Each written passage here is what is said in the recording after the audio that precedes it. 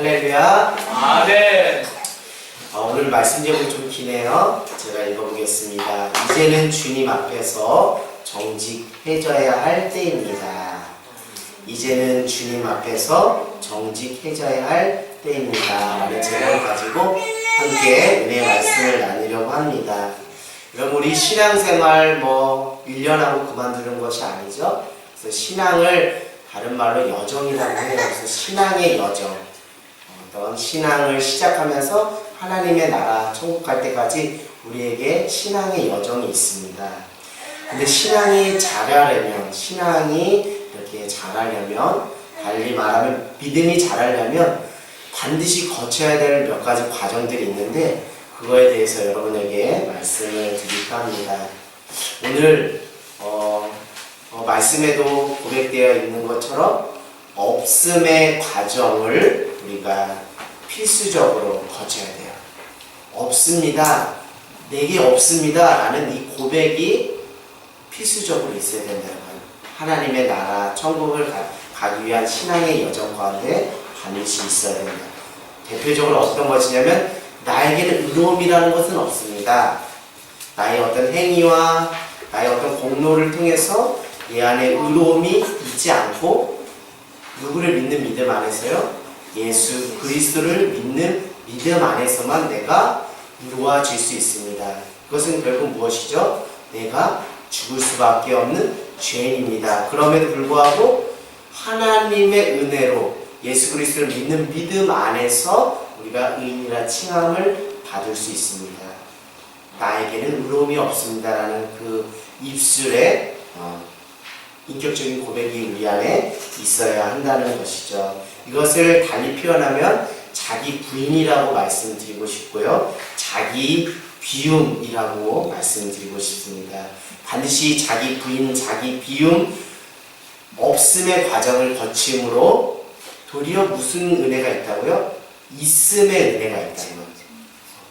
죄인이라고 나를 불쌍히 여기달라는 없음의 과정을 통해서 하나님의 은혜로 우리를 무엇이라 칭해 주신다고요?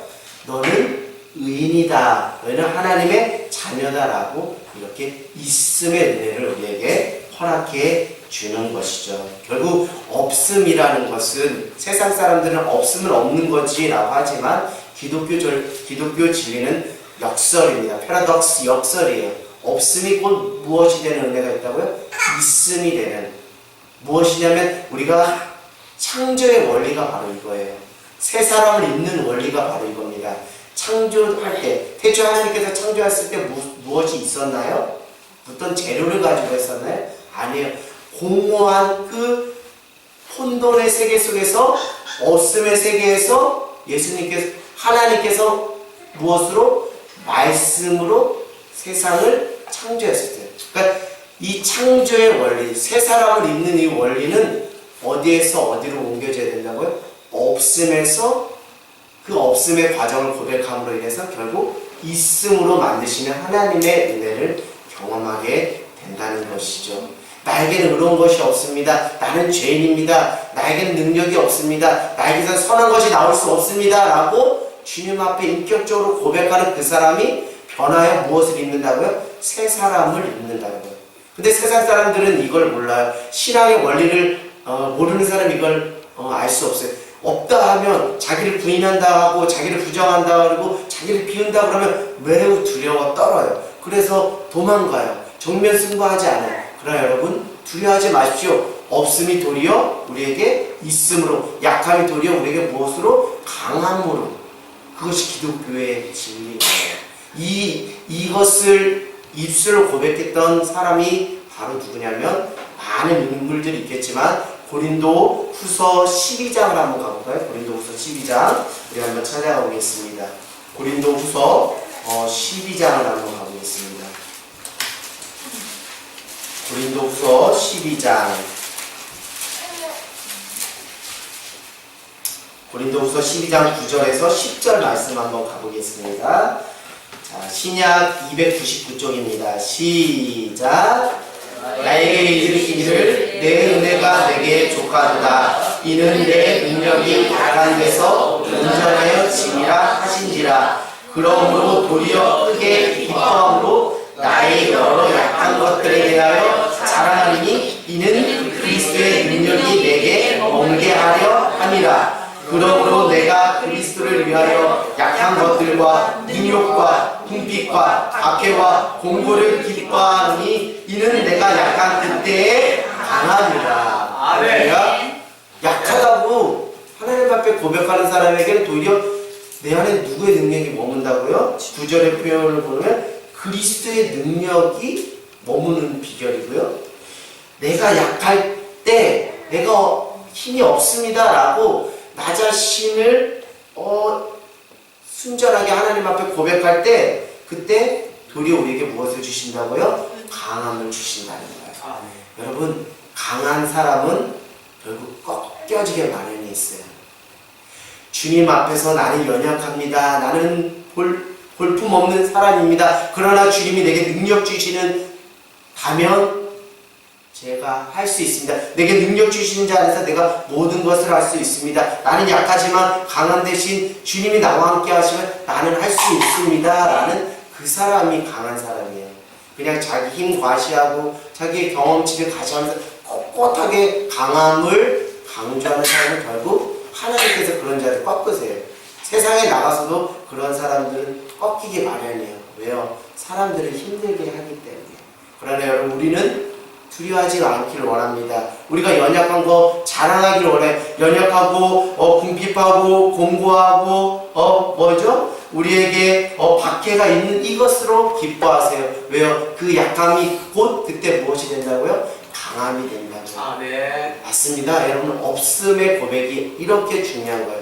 없음을 통해 도리어 있음, 그리스도의 능력이 내 안에 머무는 그런 은혜를 주신다는 것이죠. 그런 겁니다. 나 스스로는 의로울 수 없습니다. 믿음 안에서 하나님의 은혜로 내가 살 수밖에 없는 사람입니다 라고 말할 때 우리가 하나님의 자녀로 의인이라 칭해 주시는 거죠. 여러분, 디모데 후서 2장 20절에서 21절에 말하고 있어요. 금그릇도 있고 은그릇도 있고 나무그릇도 있고 질그릇도 있습니다. 디모데 후서 2장 20절에서 21절. 그런데 하나님이 쓰시는 그릇은 화려한 그릇인가요? 금그릇이나 은그릇 같은 화려한 그릇인가요? 그렇지가 않습니다. 자기를 깨끗하게 비워 주인이 쓰시기에 합당한 그릇이 될 때 그 안에 믿음을 부어주시고 그 안에 능력과 은혜를 채워주시는 거예요. 자기를 비워야 돼요.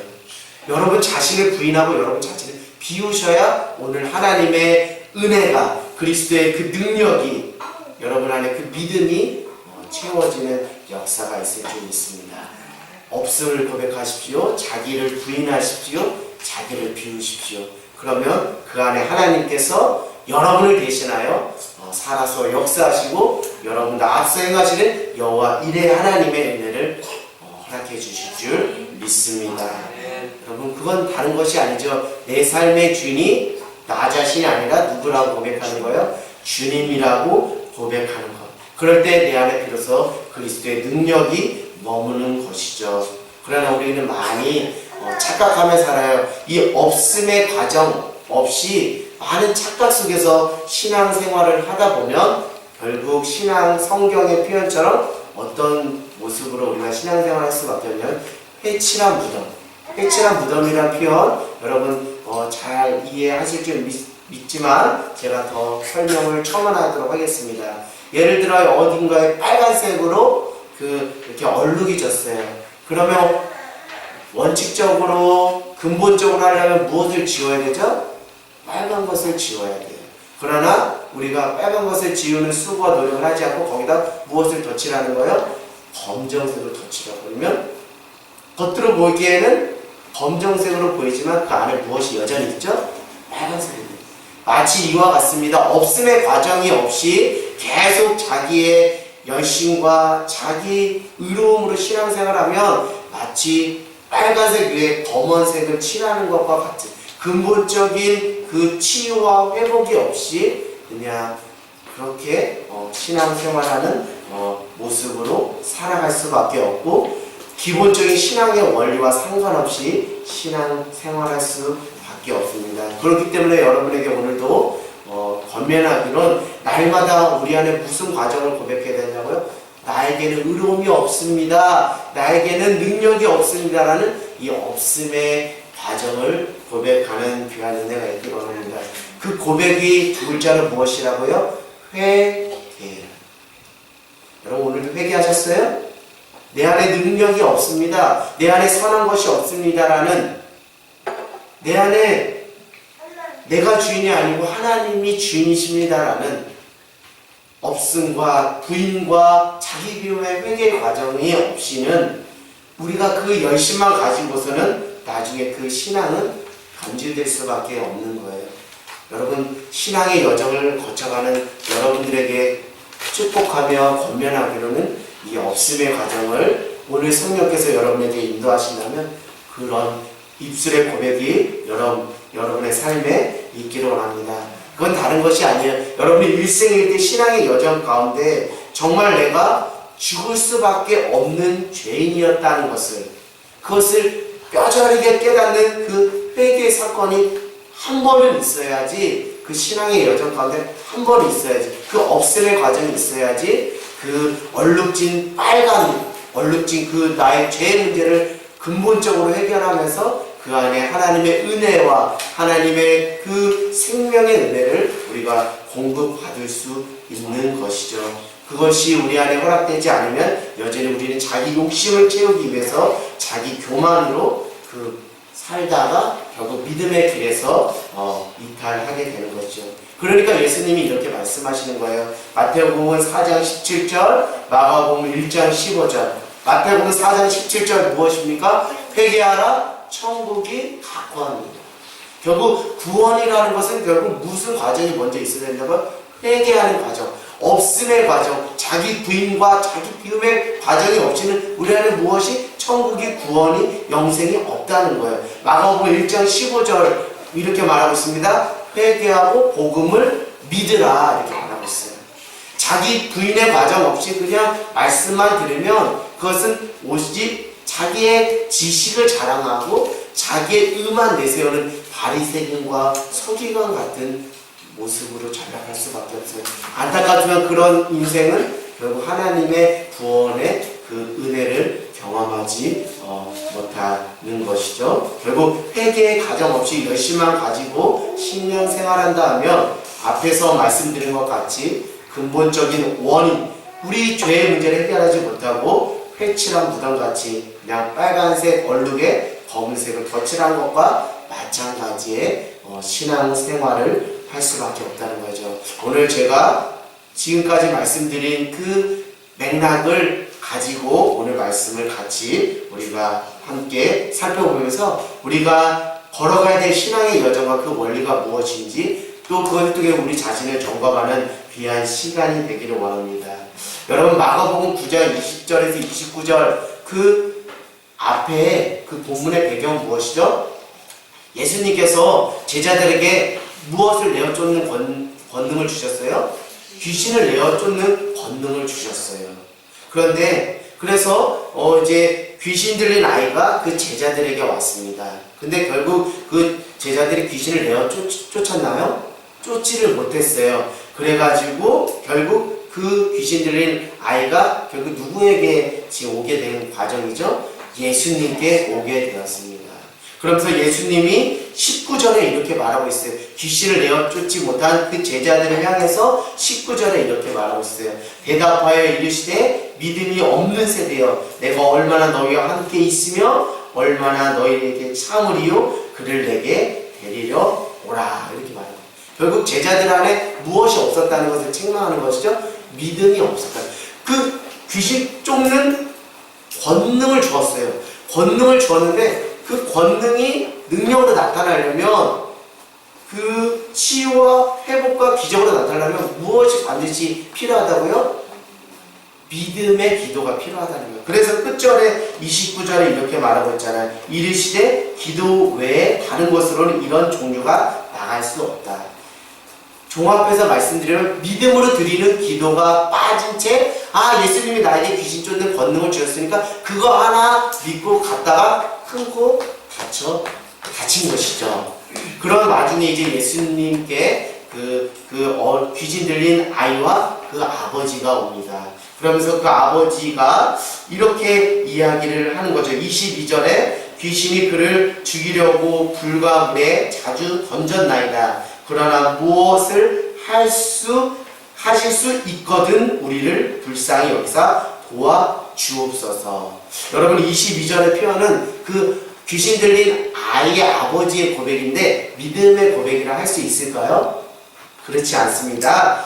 있거든 이란 표현을 보면 알겠어요. 만약 예수님 당신이 우리 딸을 고칠 수 있다면 반약을 가정한 거예요. 그러니까 결국 믿음이 아니죠. 그래서 예수님이 이렇게 권면하는 거예요. 그건 믿음이 아니다. 이것이 믿음이다 라고 23절에 말하고 있어요. 예수께서 이르시되 할 수 있거든이 무슨 말이냐? 만약이라는 말이 무슨 말이냐? 가당치도 않다. 믿으면 믿는 거지. 믿는 자에게는 뭐하는 일이 없다고요? 능히 하지 못할 일이 없다. 결국 믿음으로 구하고 믿음으로 간구하면 하나님께서 고쳐주시고 귀신을 내어 쫓을 수 있으니 무엇을 소유하라고 권면하는 거예요? 믿음을 가져라라고 권면을 하는 거예요. 그에 대해서 24절에 이 귀신 들린 아이의 아버지가 이렇게 반응을 합니다. 곧 그 아이의 아버지가 어떻게 했다고요? 소리를 질러 이르되, 아주 격한 반응을 보는다. 소리를 질러 이르되 내가 믿나이다. 나의 믿음 없는 것을 도와주소서 하더라. 그리고 여러분 24절 이후에 여러분 잘 말씀 읽어서 알겠지만 그 귀신 들린 아이의 아버지가 책망받는 일이 있나요? 지금? 책망받는 일이 있어요? 없어요? 없어요. 근데 누구는 책망을 받았죠? 지금 앞절에 19절에 보니까 제자들이 책망을 받았어요. 제자들도 믿음 없는 건 마찬가지고 이 아이, 귀신 들린 아이의 아버지도 믿음 없는 건 마찬가지인데 제자들을 받고 아이의 아버지, 귀신 들린 아이의 아버지는 책망을 받지 않고 도리어 무엇을 받았어요? 치유의 은혜를 경험하게 된 거예요. 22절, 23절에 보면 그것은 어떤 책망이라는 성격보다는 좀 믿음으로 도전하는 권면의 메시지가 강하다고 저는 생각을 합니다. 책망의 수준까지는 아니에요. 19절과 23절을 비교해보면. 자, 여러분, 어떤 사람은 같은 믿음 없는 사건임에도 불구하고 제자들은 왜 책망을 받고 이 귀신 들린 아이의 아버지는 책망을 받지 않고 도리어 아이가 귀신에게서 떠나는 그 응답의 사건을 경험하게 되었냐는 것이죠. 여러분 그 이유가 어디서 나오느냐고 저는 여러분에게 묻고 싶습니다. 다른 것이 아니죠. 오늘 제가 말씀 제목에도 이렇게 말했습니다. 이제는 주님 앞에서 뭐 해야 될 때라고요? 정직해져야 할 때입니다. 제자들은 지금 정직에서 결여되어 있는 거예요. 그러나 지금 누구죠? 귀신 들린 아이의 아버지는 무엇한 거예요? 정직했던 거예요. 내가 무엇이 없다, 믿음이 없다라는 것을 스스로 입술로 자백하고 정직하게 예수님께 말했어요. 그랬더니 그 예수님께서 무슨 은혜를 베푸신 거예요? 믿음 없다고 책망하는 것이 아니라 도리어 그 정직한 그 입술의 고백을 보시고 긍휼의 은혜를 허락해 준 거예요. 자, 근데 여러분 19절을 보면 이 19절은 누가 표현하는 거죠? 예수님이 표현하는 건가요? 제자들이 표현하는 건가요? 제자들이 나 믿음 없어요 이렇게 고백하는 거예요? 아니면 예수님이 고백하는 거예요? 예수님이 고백하는 거예요. 왜 예수님이 이렇게 고백할 때까지 알아채리지 못하느냐는 거예요. 이것 때문에 예수님이 더 화가 난 거예요. 너희에게 귀신 쫓는 권능을 주었는데 왜 믿음으로 구하지 않아서 이렇게 귀신을 내어쫓지 못하냐? 권능 받은 것으로 들떠있지 말고 변환산에서 있었던 그것으로 들떠하지 말고 믿음으로 기도하지 않는 그것을 본인 스스로들 알았다는 거예요? 제자들 스스로 알았다는 거예요? 몰랐다는 거예요. 모르니까 도리어 예수님이 이렇게 끄집어가지고 너희들이 진짜 믿음이 없구나 이렇게 말합니다. 제자들은 예수님을 통해서 자기의 믿음 없는 것을 확인하였고 지금 귀신 들린 아이의 아버지는 자기 스스로 무엇이 없다는 것을 자백하고 고백하였어요? 내가 믿음이 없다라는 것을 자백하고 고백했어요. 이게 다르다는 거예요. 이게 다르다는 거예요. 근데 우리는 착각 속에 삽니다. 예수님께서 내게 권능을 주셨기 때문에 능치 못할 일이 없다고 말합니다. 여러분 그렇지 않아요. 믿음으로 기도해야 하나님께서 응답을 주시는 거예요. 우리가 교회에 나온다고 해서 그것만으로 우리가 기도 응답의 은혜를 경험할 수 있는 것이 아니에요. 우리가 하나님의 자녀되었다는, 은혜로 하나님의 자녀되었다는 그 하나만으로 우리가 기도하지 않고 우리가 믿음을 드리지 않는다면 우리의 기도는 땅에 떨어지는 기도지 하늘에 응답되는 기도가 아니라는 거예요. 마치 비유적으로 말하면 이와 같습니다. 아버지가 아들에게 자동차와 키를 줬어요. 아주 좋은 차와 키를 줬어요. 근데 아들이 아버지 차가 안 가요. 차가 안 가요. 계속 아버지한테 불만을 토로하는 거예요. 근데 나중에 알고 봤더니 차에 무엇이 없어요? 기름이 없어요. 그러니까 아버지가 뭐라고 할까요? 얘야 차를 봐. 기름은 누가 넣어야 되는데 너가 넣어야지. 이와 마찬가지입니다. 차와 차기는 내가 줄 수 있지만 기름은 너가 넣어야지. 그와 마찬가지로 내가 귀신 쫓는 권능을 제자들 너에게 주었지만 믿음의 기도는 누가 드려야 된다고? 너희가 드려야 되는 거야 라는 것을 깨닫지 못하고 있었던 것을 예수님을 통해서 깨닫게 되었다는 것이죠. 여러분 우리는 수많은 그 거짓과 그 포장으로 우리가 신앙생활할 때가 많아요. 마치 믿음이 없으면서도 불구하고 믿음 있는 것처럼 우리가 포장하며 살아갈 때가 많습니다. 특별히 목회자로 살아가는 저 자신을 볼 때마다, 여러분 앞에 설 때마다 믿음이 부족함에도 불구하고 또 믿음이 있는 것처럼 또 여러분에게 나아가는 적도 많습니다. 그럼에도 불구하고 오늘 말씀을 통해서 저를 하나님께서 회개케 하시고 또 여러분을 회개케 하는 놀라운 은혜가 있을 줄 믿습니다. 여러분 믿음이 없다면 없다고 입술을 고백하세요. 그걸 가지고 하나님이 뭐라고 책망하지 않습니다. 오히려 믿음이 없음에도 불구하고 제자들처럼 그것을 깨닫지 못하고 그것을 착각 속에서 자칫 믿음이 있는 양처럼 의시되다가 그렇게 예수님한테 큰코 다치는 것에 비하면 내가 믿음이 부족해요. 내 믿음이 연약해요 라고 입술로 고백할 때 도리어 하나님께서 무엇을 주신다고요? 긍휼의 은혜를 주세요. 불쌍히 여겨주세요. 그래서 오늘 하나님의 은혜로 우리에게 또 믿음의 믿음을 더 부어 주시는 줄 믿습니다. 여러분 오늘 하나님 앞에 그 드릴 믿음이 혹여나 부족하다면 오늘 그냥 솔직하게 하나님 앞에 이야기하세요. 하나님 제가 지금 겪고 있는 이 상황과 이 환경 속에서 제가 하나님 앞에 믿음으로 나가야 하지만 하나님 제 믿음이 부족하여서 두려운 것이 사실입니다. 세상이 더 크게 보이는 것이 사실입니다. 하나님을 봐야 되는데 정말 주변 사랑이 보이고 물질이 보이고 주변 사람들의 도움을 더 의지하는 것이 있습니다. 주님 저를 불쌍히 여겨주시고 저의 믿음 없음을 긍휼히 여겨주시옵소서라고 그렇게 고백하는 저와 여러분 모두가 되기를 원합니다. 그런 자들을 하나님은 책망하지 않습니다. 저는 겸손이 무엇일까? 오늘 이 말씀을 통해서 여러분들에게 말씀을 드린다면 하나님 앞에서 있는 내 모습 그대로를 정직하게 고백하는 그것이 겸손이라고 생각을 해요. 그런데 교만한 사람, 반대로 말해서 교만한 사람은 다른 사람이 아니에요. 있는 모습 그대로 하나님 앞에 여신이 나가서 자백하는 것이 아니라 마치 믿음이 있는 것처럼 내가 뭔가 아는 것처럼 정말 빈수레가 요란한 신앙임에도 불구하고 그렇게 하나님 앞에 정직하지 못하게 나갈 때 그것이 교만 아닐까 합니다. 야고보서 4장 6절 한번 우리 찾아볼까요? 야고보서 4장 6절 야고보서 4장 6절 하나님께서 우리가 정직하게 또 겸손하게 나가는 자에게 이런 은혜를 주십니다. 여러분 함께 우리 같이 읽어보겠습니다. 야고보서 4장 6절입니다.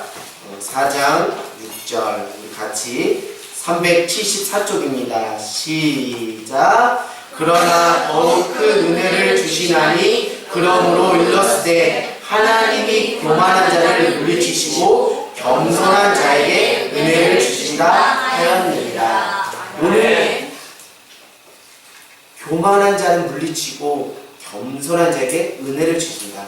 다시 오늘 말씀의 맥락을 가지고 여러분에게 말씀드리면 믿음이 없다면 믿음이 없다라고 하나님 앞에 정직하게 입술로 고백하며 하나님의 긍휼의 은혜를 구하는 자에게는 하나님 무엇을 주신다고요? 그런 사람이 겸손한 자고 그런 사람에게 하나님이 무엇을 주신다고요? 은혜를 주신다고요. 오늘 그 은혜를 경험한 사람이 누구라고요? 귀신 들린 아이의 아버지라고. 믿음이 없어요. 우리가 원칙적으로 원리적으로 보면 믿음으로 드려야지 그 기도가 역사가 일어나는 것이 마땅함에도 불구하고 오늘 믿음이 연약함에도 불구하고 하나님 앞에 솔직히 고백하는 그것으로 하나님의 긍휼의 은혜를 입어버린 거예요. 오늘 그 긍휼의 은혜를 입는 저와 여러분이 되길 원합니다. 저는 여러분에게 말씀드리고 싶은 것은 믿음이 없으면 믿음이 없다. 믿음을 달라고 정직하게 고백하는 것이 죄를 짓지 않는 길이에요. 그러나 믿음이 없으면서도 믿음이 있는 것처럼 행하는 것은 죄라고 말하고 있어요. 요한복음 16장 9절 우리 찾아보진 않겠습니다. 여러분 추후에 찾아보세요. 요한복음 16장 9절 죄에 대하여라 함은 그들이 나를 믿지 아니하니요.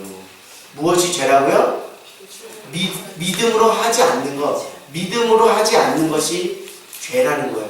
그러나 내가 믿음이 없으면 믿음이 없다라고 솔직하게 믿음을 달라고 긍휼하게 하나님 앞에 고백하는 그것은 무엇이 아니라고요? 죄가 아니고 도리어 하나님의 긍휼의 은혜를 입는 길이 된다는 거예요.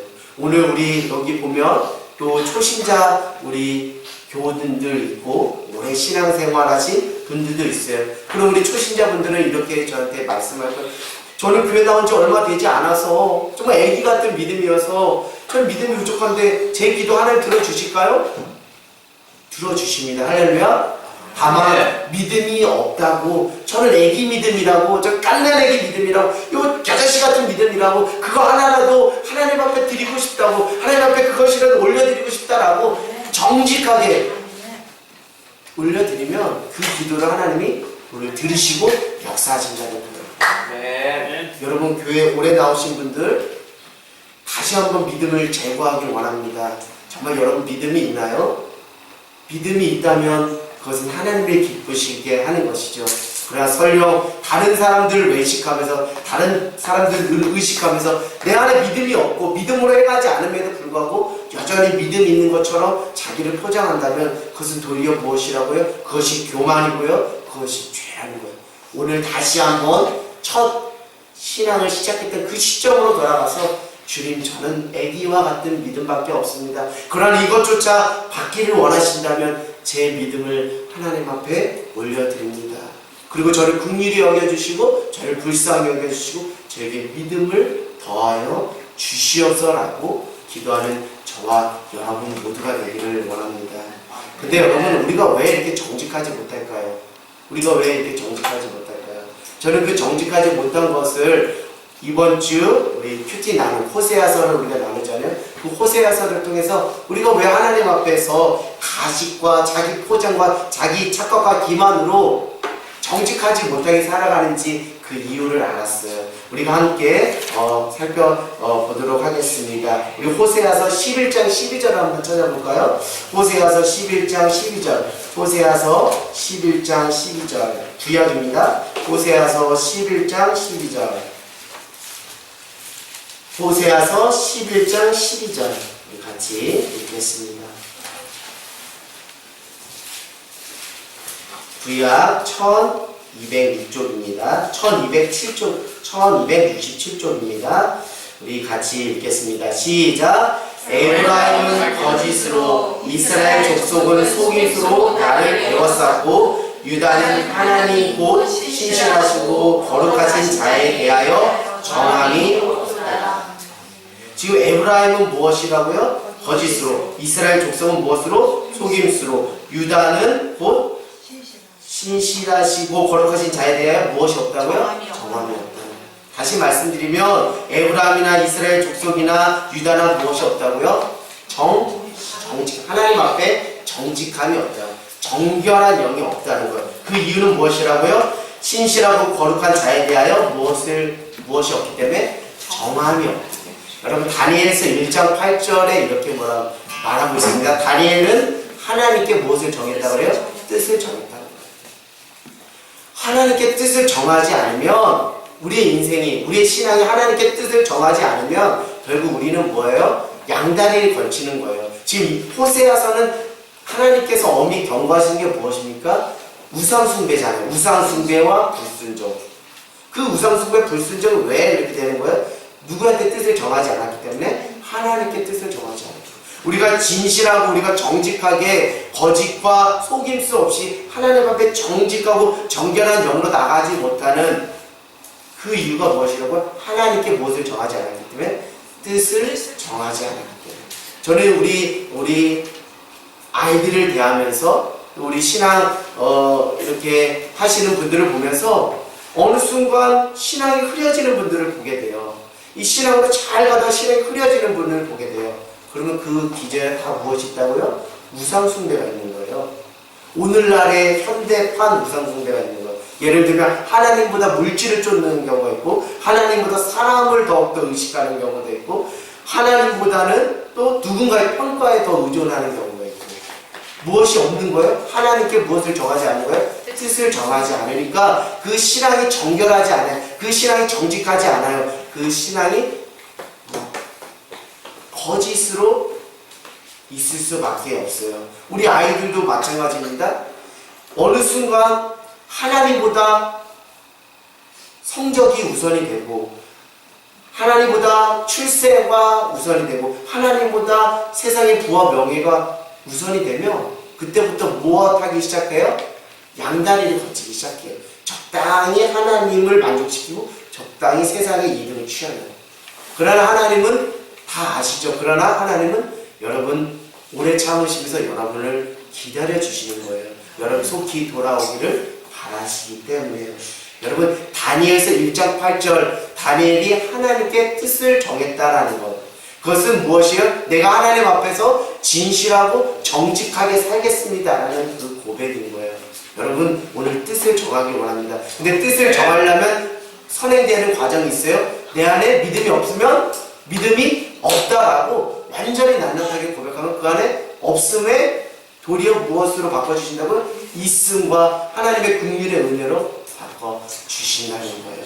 여러분 오늘 하나님 앞에 뜻을 정함으로 정말 양다리 걸치는 신앙의 인생이 아니라 하나님 앞에 나 자신을 정말 거룩하게 진실하게 하나님 정결하게 나를 올려드립니다. 내 있는 모습 그대로를 그냥 받아주시옵소서. 내 믿음 부족합니다. 그러나 이것조차 받기를 원하신다면 주님 드립니다 라고, 그러나 부족합니다. 주님 더 많은 은혜를 나에게 주시고 나를 긍휼히 여겨주십시오 라고 기도하는 저와 여러분이 되기를 원합니다. 오늘 주님은 여러분에게 말씀하시고 여러분에게 권면합니다. 너는 내 앞에서 정직하라 라고 우리 주님께서 말씀하시는 것이죠. 우리가 주님 앞에 진실하고 또 신실하고 또 정직하게 주님 앞에 나아갈 때 주님께서 우리에게 긍휼의 은혜를 부어주시는 귀한 은혜가 있을 줄 믿습니다. 우리 이 시간에 함께 기도하며 나가기를 원합니다.